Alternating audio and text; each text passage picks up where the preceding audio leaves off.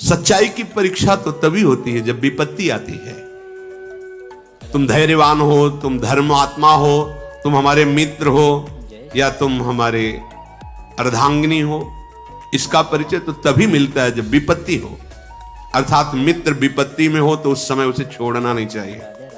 तुम विपत्ति में हो तो धर्म नहीं छोड़ना चाहिए, धैर्य नहीं छोड़ना चाहिए।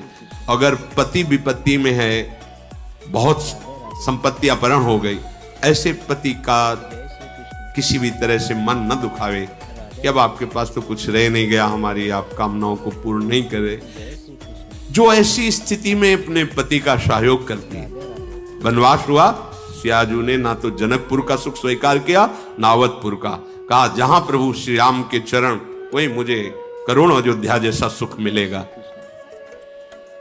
यदि कोई स्त्री अपने पति का किसी कारणवश अपमान, धन नहीं है, उतना विद्वान नहीं, उतना ज्ञान नहीं, और तुम्हारे ही कर्मवश तो तुम्हारा पति बना है, उसका अपमान, पातिव्रत धर्म की यहां चर्चा करें। क्योंकि सबसे बड़ी पतिव्रताओं में शिरोमणि हैं श्री अनुसुईया जी, जिन्होंने भगवान हरि, हर और ब्रह्मा को 6-6 महीने के बालक बना दिया अपने पातिव्रत धर्म से। वो कह रहे हैं कि पति का अपमान न करे, अपने भगवान के समान समझे। यहां पातिव्रत धर्म की चर्चा प्रपंच की नहीं, बात यहां बहुत अध्यात्म की चरम ऊंचाई की बात करें अनुसुईया जी, इसको लौकिक में घसीटोगे ना तो ये तर्क वितर्क के सब। जालंधर राक्षस और वृंदासती परम पवित्र चिदानंद भगवान को पति वरण करने के लिए तपस्या कर रही। देवर्षि नारद जी आए, तुम्हारा क्या उद्देश्य है? तो वृंदा ने कहा हमारा उद्देश्य है भगवान श्री हरि को पति रूप में प्राप्त करना। तो उनका पहले तुम्हारे पातिव्रत धर्म की परीक्षा होगी, तुम एक निष्ठ हो कि नहीं, तो आज्ञा कीजिए। उनका जालंधर को पति रूप में स्वीकार करके और पातिव्रत धर्म को आप प्रमाणित कीजिए, नारायण तुम्हें पति रूप में प्राप्त हो जाएंगे। कोई भी बड़े से बड़ा देवता जालंधर का बाल बांका भी नहीं कर पाया। क्यों? क्योंकि सती अपने सतित्व में। सब देवताओं ने विनय की वैसे आराधना तो आप ही को पति रूप में प्राप्त करने की थी, नाथ आप स्वीकार कीजिए, नहीं तो जालंधर का आतंक, राक्षस और पतिव्रता वृंदा, वही तुलसी जी के रूप में और शालिग्राम के रूप में श्री हरि। आज भी उनका ब्याह किया जाता है, पूजन किया जाता है, तुलसी जी चढ़ाई जाती। जब हम किसी को इष्ट मान लेते हैं तो उसमें दोष दृष्टि नहीं होती, और जब हमें प्यार होता है ना तो उसका दोष भी गुण ही नजर आता है। और सच्ची बात है कि सबके हृदय में भगवान बैठे। यदि हमारी निष्ठा है तो तुम हिल नहीं सकते, हमारी निष्ठा के विपरीत नहीं चल सकते। जब भगवान नहीं चल पाते तो तुम तो इंसान हो। हमारा क्या होता है कि हम दूसरों के तो दोष फटाक से बोल देंगे। बैक में आप दृष्टि घुमाओ अपने ऊपर, तब लगेगा वो तो कम है। अगर हमारी बात खुल जाए बहुत ही हम गलत हैं। संत सदैव सत्य स्वभाव वाले साधक उपासक बाहर नहीं देखते, अपने अंदर देखते। अपने दोषों को मिटा दो तो बाहर केवल भगवान या दूसरा कोई है ही नहीं। गृहस्थी में स्त्री शरीर पुरुष शरीर धारण की, इनको भगवत प्राप्ति का सहज उपाय बता रहे। जो घर परिवार में रह रही, अपने पति में भगवान की भावना करना, मेरे पति ही मेरे भगवान हैं, ऐसी भावना से आठों पहर उनकी आज्ञा में रहना।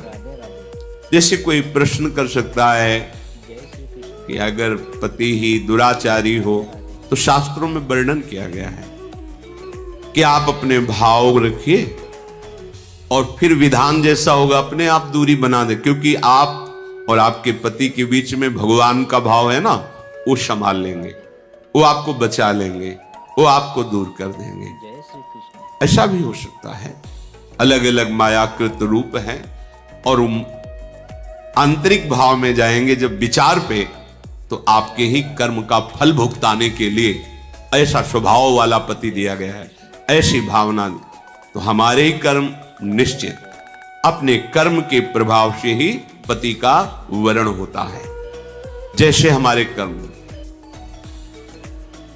गायत्री के अनुष्ठान के द्वारा गायत्री जी को प्रसन्न करके जो कन्या प्रकट की थी उनका नाम सावित्री जी हुआ था। बहुत ही तेजस्विनी राजकुमारी थी। जब वर वरण की बात आई तो उनके पिता ने आदेश किया कि तुम स्वयं घूमो मृत्युलोक में और जो तुम्हें वर पसंद आएगा उसके साथ ब्याह कर देंगे। मंत्री और विशाल सेना साथ और राजकुमारी वर वरण के लिए स्वयं तुम देखो। बहुत राजकुमारों को देखा, मन में ही नहीं आया। जंगल से गुजर रही थी, देखा एक लकड़हारा लकड़ी काट रहा है। दृष्टि गई, देखते ही लगाए मेरे प्राणपति, रुक गई। मंत्री से कहा आदर से इनको नीचे उतारो। वो तो क्या अपराध बन गया। सैनिक घेरे हुए हैं, राजमंत्री। हाथ जोड़कर राजकुमारी ने कहा मैं आपको पति रूप में वरण करती हूं। उनका आप नेत्र हैं आपके, आप देख पा रहे हैं मैं कौन हूं। लकड़ी काट के बेचता हूं और अपने माता पिता की सेवा करता हूं। मेरे पास रहने का ठिकाना नहीं, खाने का। वो आपका राज वैभव का प्रभु, मैं राज वैभव को पति नहीं बना रही हूं, आपको पति रूप से वरण। मेरा मन मान गया है, मेरा मन राजी हो गया है आपको देख के, आपके सौंदर्य को, आपके गुण को, आपके घर को, आपके वैभव को देखकर मैं पति नहीं बना रही, मेरा मन मान गया है। आपके माता पिता कहाँ हैं? बोले जंगल में एक झोपड़ी में विराजमान। ठीक है, पूरी जानकारी ली, वापस लो। जब वापस गए तो वहां बैठे हुए थे देवर्षि नारद जी।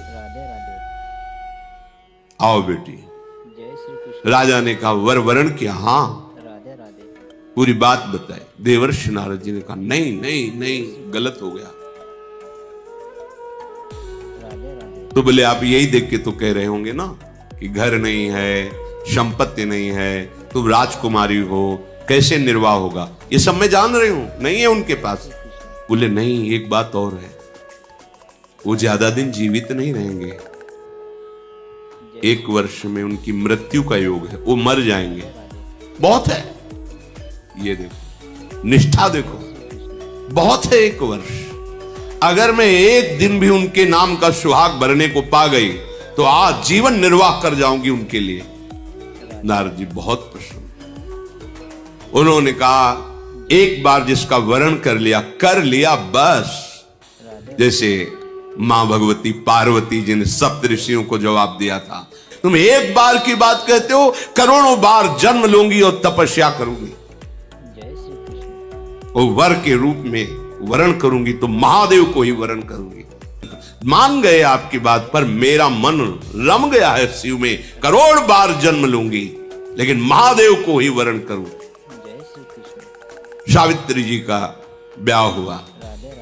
पिता ने अपार वैभव, वही अकेले थे, बिल्कुल एक भी सुख नहीं लिया। नहीं, मेरे पतिदेव के ही सुख में सुखी रहूंगी, आपका कुछ भी दहेज, कोई भी एक वस्तु स्वीकार नहीं करूंगी। बहुत सत्यवान जी प्रसन्न हुए, उनका नाम सत्यवान। और कहा प्रिय, पता नहीं किस पुण्य और सौभाग्य से तुम्हारी जैसी हमें पत्नी मिली। वैसे मैं भी एक राजकुमार हूं, मेरे राज्य का अपहरण कर लिया गया वैरी राजाओं ने। मेरे माता पिता वयोवृद्ध थे, उनको लेकर मैं जंगल भाग आया हूं और वास कर रहा हूं। पर मैं तुम्हें कैसे, उनको ये पता नहीं कि मैं 1 वर्ष की आयु, लेकिन सावित्री जी को पता है, मैं तुम्हें कैसे सुख प्रदान कर सकता। बोले भगवान, बस आपकी चरण सेवा करके, आपको सुखी देखकर मैं परम सुखी रहूंगी। सुबह वो लकड़ी काटने के लिए चले, वो साथ चले, उनका नहीं, हमारे माता पिता की सेवा में रहो, जो आज्ञा। और वो जिस दिन से ब्याह हुआ था उस दिन से तिथि गिनना प्रारंभ कर दी। धीरे धीरे जब कुछ महीने व्यतीत हुए, उन्होंने अन्न छोड़ दिया। सत्यवान ने पूछा क्यों? बोले हमारी कुछ मन में ऐसी कामना है कि मैं नियम पूर्वक रहूं। कुछ समय व्यतीत हुआ, जल छोड़ दिया, वायु पी करके केवल मंत्र जाप करते हुए कि पति का शरीर छूटा, मैं अपना शरीर रखूंगी नहीं, छोड़ दूंगी।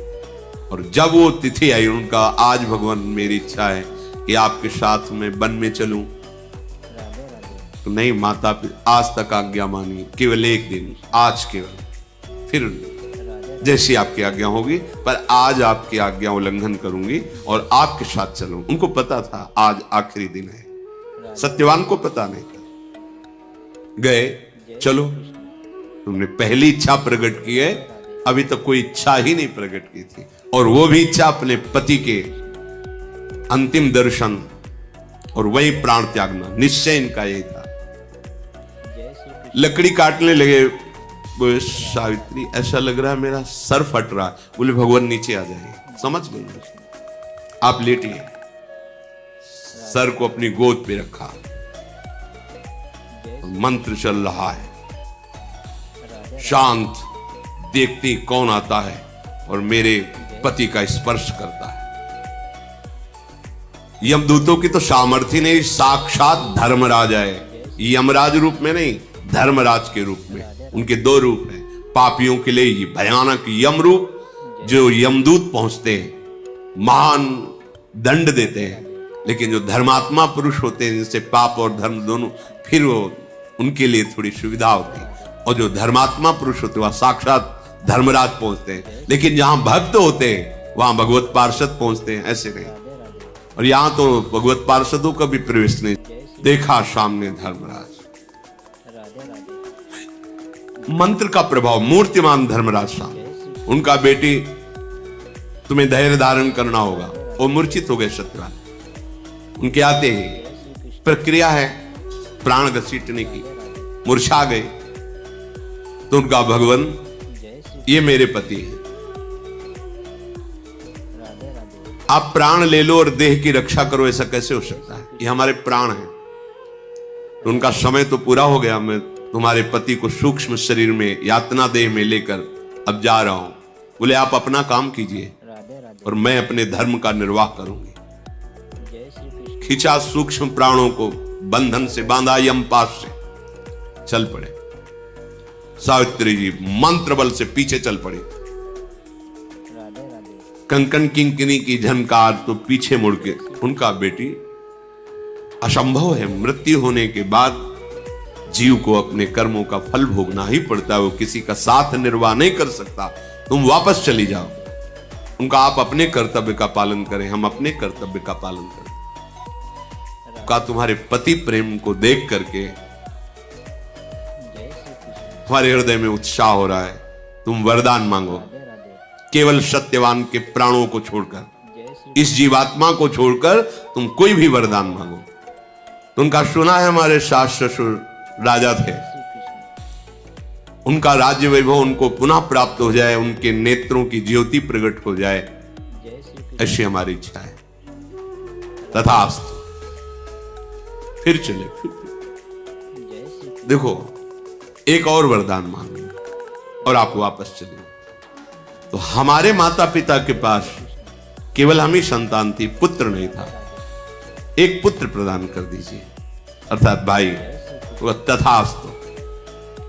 फिर देखो बेटे, हम तुम्हें बार बार कह रहे हैं, यहां से आगे की यात्रा सूक्ष्म देह से होती है, स्थूल शरीर से नहीं। तुम अपने पातिव्रत धर्म से युक्त हो, इसलिए मुझे देख पा रहे हो, मेरे साथ चल रहे हो, पर अब उचित नहीं है। एक और वरदान मांग लो। तो अब मुझे भी एक पुत्र चाहिए।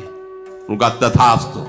बोले रुक जाओ, मैं एक पतिव्रता हूं और बिना पति के संतान कैसे हो सकती? धर्मराज जी फंस गए, पतिव्रता के वचन में धर्मराज जी फंस गए, सत्यवान को छोड़ना